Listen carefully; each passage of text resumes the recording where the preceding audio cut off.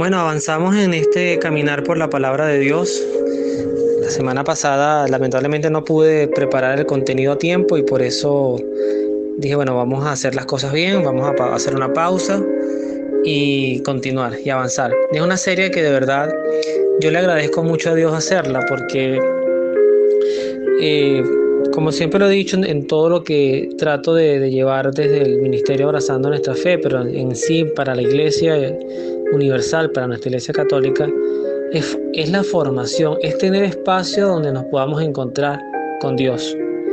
Con Dios, que además me gusta llamarlo por su nombre, Dios Padre, Dios Hijo y Dios Espíritu Santo. A veces me ha tocado escuchar reflexiones de muchos tipos, de muchos carismas, y a veces se habla del espíritu, a veces se habla del espíritu bueno, espíritu malo, pero me gusta acogerme a las bases que definen a ese Dios trino, explicado por Tertuliano, uno de los padres o doctores de la iglesia, de los primeros sabios, que explicaban estas tres personas en una misma divinidad. Y por eso es muy enriquecedor pasearse por la palabra de Dios.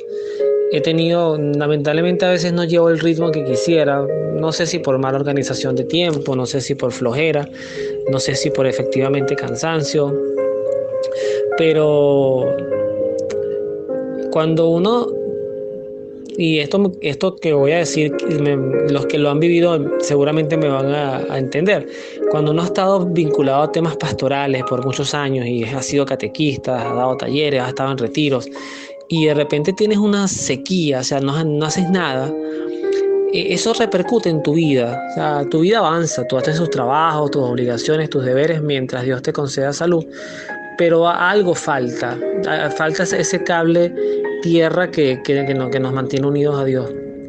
Y eso se nota en muchos sentidos. Pierdes alegría. Y no es que dejas de amar a quienes tienes acerca de ti, es que literalmente te sientes espiritualmente seco y eso puede incidir en muchas otras cosas de tu vida. Y bueno, por eso es que en este prólogo de la reflexión, por eso es que me parece importante siempre poder encaminarme en esta serie que ha sido la más larga que he hecho, ya va por 113 episodios y todavía falta, con el favor de Dios todavía falta. Veremos hasta dónde podemos llegar y cómo vamos y pidiéndole al Espíritu Santo esa iluminación. Hoy vamos a hablar de un tema delicado, controversial, porque bueno, a Dios hay personas que lo presentan como una moneda en un solo lado. El Dios de la misericordia, del amor, que todo eso es cierto, ojo, no lo cuestiono. Todo eso es cierto. Dios es infinitamente amoroso y juzga desde el amor y corrige desde el amor. No bajo los conceptos de castigo que nosotros conocemos en el mundo, ese sadismo, ese disfrute del dolor, no. Dios no está allí. Pero también es un Dios justo, es un Dios que no es tolerante a todo, es un Dios que corrige, es un Dios que actúa y cuando ve que el mal está desbordado, pues literalmente hace mover los cimientos de una sociedad, de un país o del mundo. No con esto quiero decir, porque hay personas que se van a los extremos, que si el terremoto en Turquía, en Siria o en cualquier otro lugar, o las inundaciones son castigos de Dios, pero yo creo que todo está dentro de su plan. Si Jesucristo nos enseñaba que no se caía un cabello de nuestra cabeza sin que Dios lo supiera, pues obviamente estas cosas Dios las sabe, las permite y tienen un propósito. Quizás desde la sencillez recordarnos que somos nada, pero ese ser nada no lo hace desde el punto de vista de humillarnos, sino que somos nada ante su todo. Y eso le da mayor sentido al amor que Él puede expresar hacia nosotros, porque si yo veo una hormiga caminando sobre mi cama, yo inmediatamente, o una cucaracha o una chiripa, yo la mato, o sea, le lanzo un cholazo y la mato porque me da asco, porque eso es antihigiénico, porque además tengo a mi hijo aquí en la casa, mi esposa, y no me gusta. Pero Dios, y además no me genera remordimiento de conciencia porque son insectos, pues. De repente las personas que son muy defensoras de la naturaleza diría inclusive que eso está mal, que hay que respetar toda forma de vida, aunque ahí también hay que tener cuidado con ese culto a la naturaleza que no se vuelva un pseudo Dios. Pero a lo que voy es que Dios nos puede ver nosotros como esa hormiguita, solamente que con inteligencia y voluntad, y nos abraza y se hace hormiga con nosotros y camina con nosotros y nos ayuda a llevar la carga.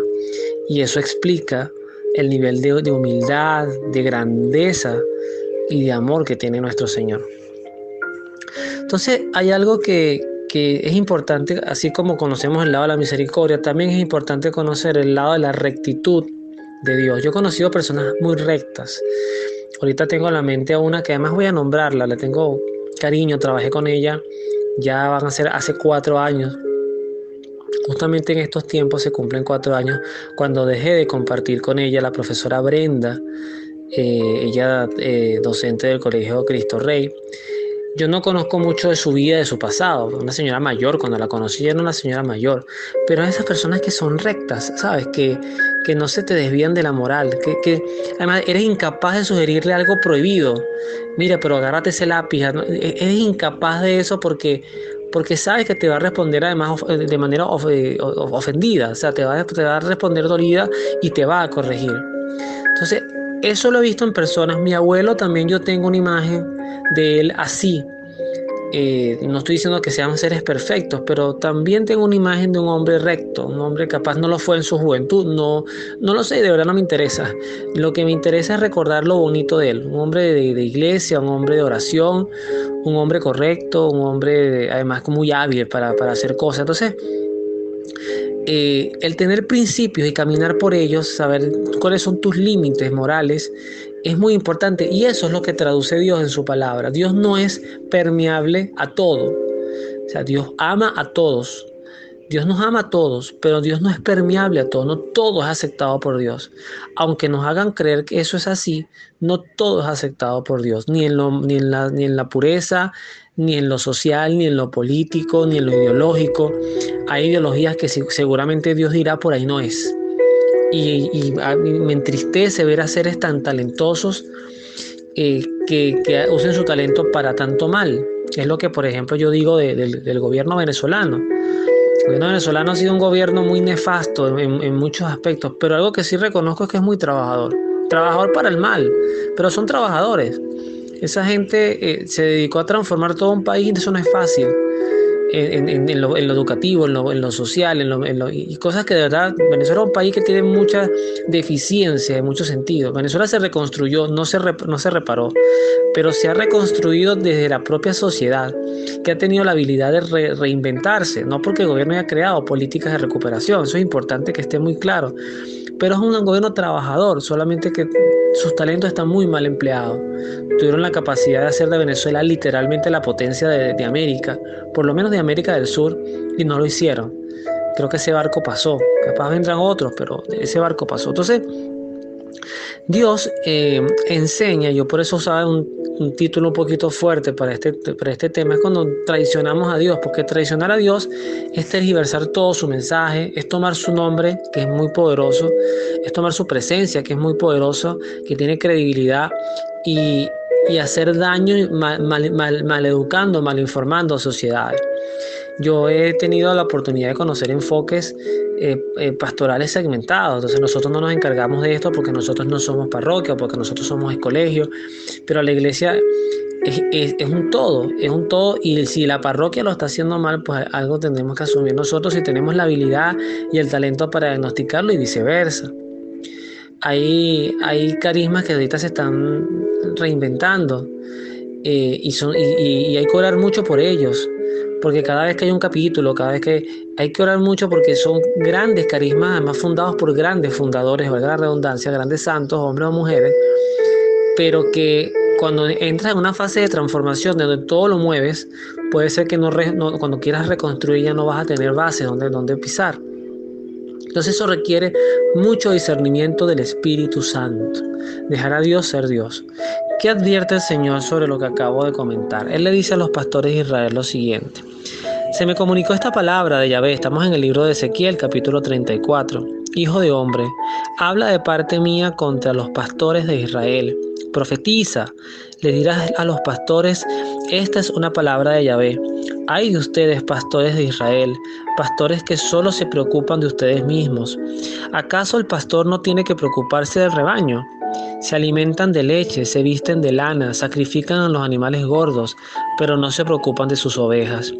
No han reanimado a la oveja agotada, no se han preocupado de la que estaba enferma, ni curado a la que estaba herida, ni han traído de vuelta a la que estaba extraviada, ni buscado a la que estaba perdida.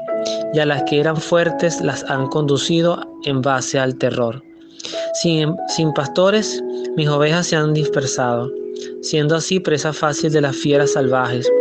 Mi rebaño se dispersó por las montañas y colinas, el resto está disperso por todo el país, y nadie se preocupa o sale en su búsqueda.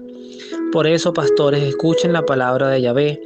Tan cierto como que yo vivo, dice Yahvé, que si mis ovejas quedaran expuestas a los ladrones, si se convirtieron en presa de las fieras salvajes, la culpa es de los pastores. Mis pastores no se preocuparon de mis ovejas, se preocuparon de sí mismos, pero no del rebaño. Por eso, pastores, habla Yahvé. Me dirijo directamente a los pastores para quitarles mi rebaño. Ya no serán más los pastores de mi rebaño, pastores que solo se preocupan de sí mismos. Arrancaré mis ovejas de su boca y ya no serán más su presa. Es palabra de Dios, te alabamos, Señor. Esto pareciera duro, y lo es, y pareciera dirigido solo a sacerdotes y consagrados, y no lo es.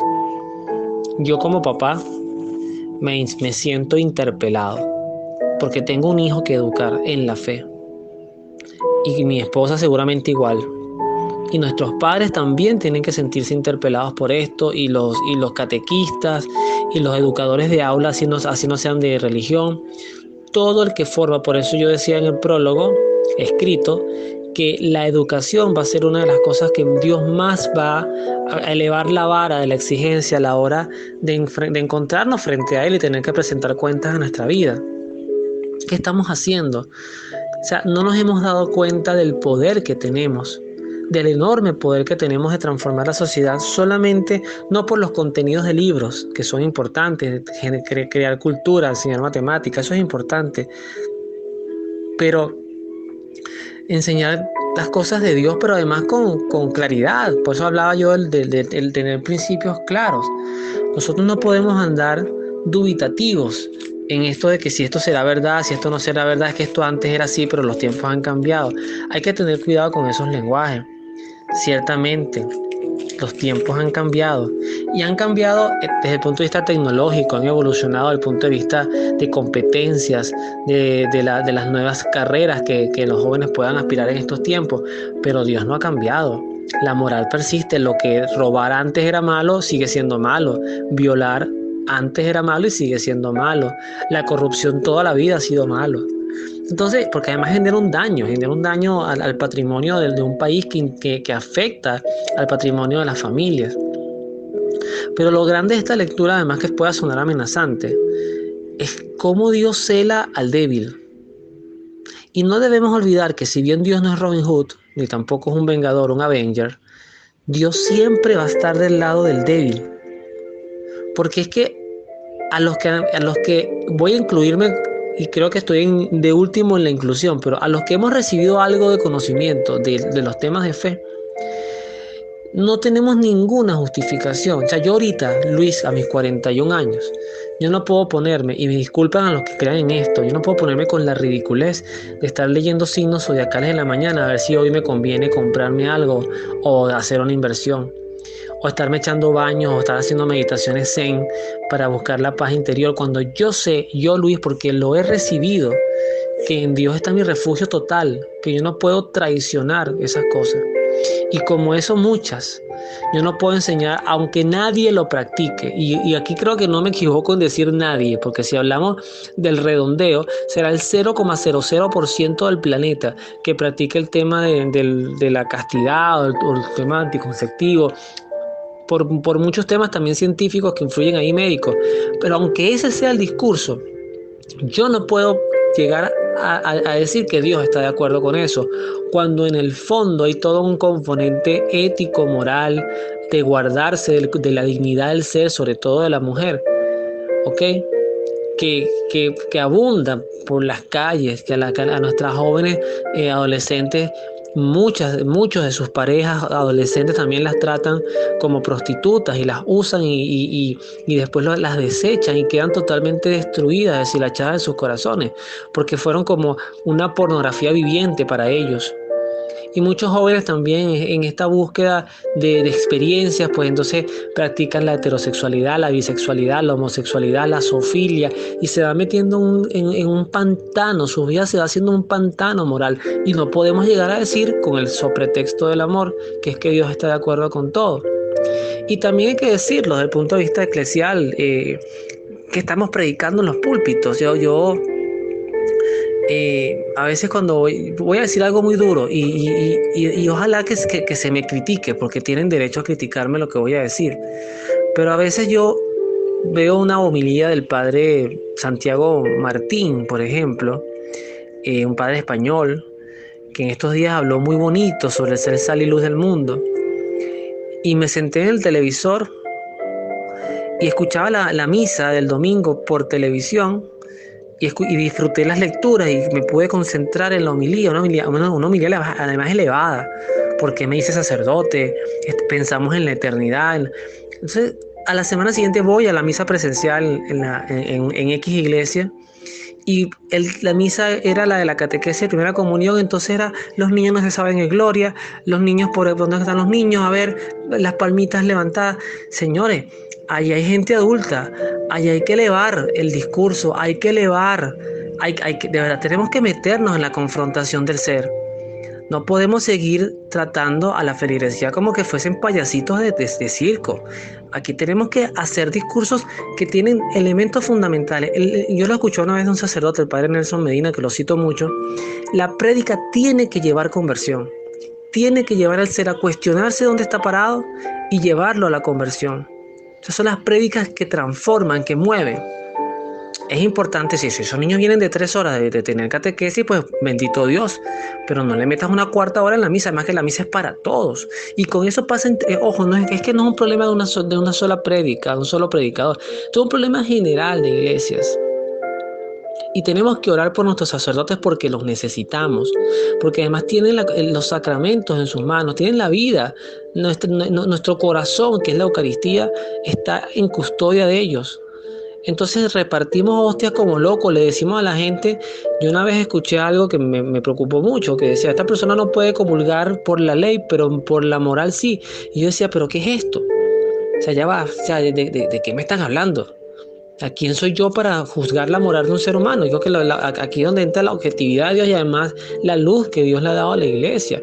¿Por qué hablamos, por qué tomamos el nombre de Dios en vano, en falso? Y no es que yo esté ahorita en conflicto con esto, es que esto duele.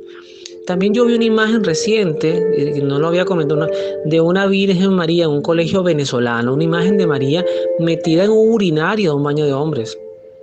Y eso lo están haciendo nuestros muchachos, unos muchachos de 5º año de bachillerato, que han tenido toda una vida en un colegio católico. Entonces, ¿qué estamos haciendo? Mi esposa a veces se sorprende y se molesta cuando un joven llega aquí a 6º grado y no sabe multiplicar, no se sabe las tablas de multiplicar. Entonces, ¿qué estuvo haciendo durante los años anteriores? Pero no es un problema de la maestra el año anterior, esto es un problema de hogar. O sea, ¿dónde estuvo el papá revisando también aquí que el muchacho fuera avanzando en conocimiento, en lectura, en práctica? ¿Ves? Entonces, todo esto es delicado. Por eso que Jesús, haciendo unión a lo que acabo de leer, en Lucas reafirma lo que decía en el profeta Ezequiel. Él le habla a los fariseos, ya no a los pastores, pero es que era más o menos lo mismo. Y les decía con palabras muy duras. Dice que cuando Jesús termina de predicar o de hablar, un fariseo lo invitó a comer a su casa, entró y se sentó a la mesa. El fariseo entonces se extrañó al ver que Jesús no se había lavado las manos antes de ponerse a comer. El Señor le dijo, así son ustedes los fariseos. Ustedes limpian por fuera las copas y los platos, pero en el interior ustedes están llenos de rapiñas y perversidades. Me dice usted, a mí me encanta cómo es Cristo, que esto lo venden como una imagen, amigo, Cristo el amigo, el que aplaudía, el que se reía, y no hay una sola, que yo sepa, un solo versículo que diga, y Jesús rió. Si hay uno que dice, y Jesús lloró, Juan 11:35, pero que diga Jesús se rió a carcajadas. Quizás el momento más alegre que uno puede entender de Cristo cuando Él permitió, dejen que los niños vengan a mí porque ellos es el reino de los cielos. Y me imagino que ahí Jesucristo disfrutó con ellos, se rió, les echó bromas, les hacía así en la cabeza y les pelucaba. Eso sí me lo puedo imaginar, es imaginación. Pero a Jesús lo acaban de invitar a comer en una casa y al anfitrión de la casa le lanza esta perla. Le lanza esta perla. Entonces le dice, además de todo lo que le acaba de decir que son rapiñas y por perversidades, le dice, estúpidos. Fíjense ustedes, esto está en Lucas 11. Estúpidos. El que hizo lo exterior no hizo también lo interior. Pero según ustedes, simplemente con dar limosna todo queda purificado. Pobres de ustedes, fariseos, ustedes que dan para el templo la 10ª parte de todo, sin olvidar la menta, la ruda y las otras hierbas, pero descuidan la justicia y el amor de Dios. Esto es lo que tienen que practicar sin dejar de hacer lo otro. Pobres de ustedes, fariseos, que les gusta ocupar el primer puesto en las sinagogas y de saludar en las plazas. Pobres de ustedes porque son como esas tumbas que apenas se notan. Uno no se da cuenta sino cuando ya las han pisado. Un maestro de la ley lo tomó entonces la palabra y le dijo, maestro, al hablar así no ofendes también a nosotros. Yo hubiese estado con Jesús y hubiese sido mi pana, le digo, cállate, que no nos van a dar la comida. Pero bueno, no. ¿Qué le dice Jesús a este? Pobres ustedes también, maestros de la ley, porque ustedes imponen a los demás cargas insoportables y ustedes ni siquiera mueven un dedo para ayudarles. Pobres de ustedes que construyen monumentos a los profetas. ¿Quién los mató sino los padres de ustedes? Wow, qué palabras tan duras. Repito, él le dice, le construyen monumentos a los profetas. ¿Y quién los mató si no fueron sus papás? Qué bárbaro, ¿no? Así pues, ustedes reconocen lo que hicieron sus padres, pero siguen en lo mismo. Ellos se deshicieron de sus profetas y ustedes ahora pueden construir. La sabiduría de Dios dice también, yo les voy a enviar profetas y apóstoles, pero esta gente matará o perseguirá a varios de ellos. Por eso, a esta generación se le pedirá cuentas de la sangre de todos los profetas derramada desde la creación del mundo. ¡Wow! ¡Qué duro! Desde la sangre de Abel hasta la de Zacarías, que fue asesinado entre el altar y el santuario. Sí, yo se los aseguro, la generación presente es la que tendrá que responder. Y finalmente, dice Jesús, pobres de ustedes, maestros de la ley y fariseos. Ustedes se adueñaron de la llave del saber. Ustedes mismos no entraron y cerraron al paso para los que estaban entrando. Cuando salió de allí, los maestros de la ley y los fariseos comenzaron a hostigarlo muy duramente. Le pedían su parecer sobre un montón de cosas y le ponían trampas para sorprenderlo en alguna de las respuestas. Yo no quiero olvidar cómo empezó el texto diciendo, un fariseo lo invitó a comer a su casa. Y así terminó el texto. ¿Dónde está aquí la diplomacia? ¿Dónde está aquí el ecumenismo de Jesús? ¿Dónde está aquí el respeto a las otras formas de creencias en la verdad? Nada está por encima de Dios, nada. No agarremos lo que quiso hacer San Pablo en Atenas y meter a Dios en la gruta de los otros dioses y meter el cristianismo en la gruta de las otras ideologías como una más válida, pero no la única. Cuidado con esas expresiones de un cristiano. Yo no estoy diciendo que vamos a andar como los propios Ku Klux Klan o nazis persiguiendo contrarios. No, al contrario. Cada quien tiene derecho a llevar su vida, pero que el cristiano no entierre la suya. Se nos ha entregado algo y la tarea no es enterrarle y morirnos con ese tesoro. Yo tengo 41 años y yo siento que yo he hecho tan poco por Dios. De verdad se los digo. A mi edad, ya Alejandro Magno creo que ya estaba muerto, pero había conquistadores, había santos que habían transformado un continente entero o un país. Qué pobre vida puede llevar uno, lo digo por mí, no por cuestionar a quienes me escuchan, pero qué pobre vida que puedo llegar yo ante Dios y decirte, Señor, tú me diste tantos dones y ¿qué hice yo? Excusarme con flojera, con fastidio, cuestionar formas de trabajo de otros, como lo acabo de hacer ahorita y lo reconozco. Pero es que siento que nos estamos secando en actividades y en cosas totalmente superfluas, sin sentido, sin propósito, sin profundidad, que además fastidian. Los niños ponen cara de fastidio, los adolescentes ponen cara de fastidio, los adultos ya ni siquiera quieren estar allí. Vean cómo están las feligresías en nuestras iglesias y se darán cuenta la crisis que vive nuestra fe, porque se ha dejado de predicar con ardor, con fervor. Sale un X coaching y predica y le dice, tú puedes comerte el mundo, y todo el mundo lo aplaude y le pagan hasta $1,000 por entrada para ir a verlo o a cantar, o a Bad Bunny para que les hable en el idioma que nada más entiende él. Y esto es gratis, esto es domingo a domingo, día a día. Y nos lo estamos perdiendo, queridos escuchas, nos lo estamos perdiendo. Se nos está yendo la vida en banalidades.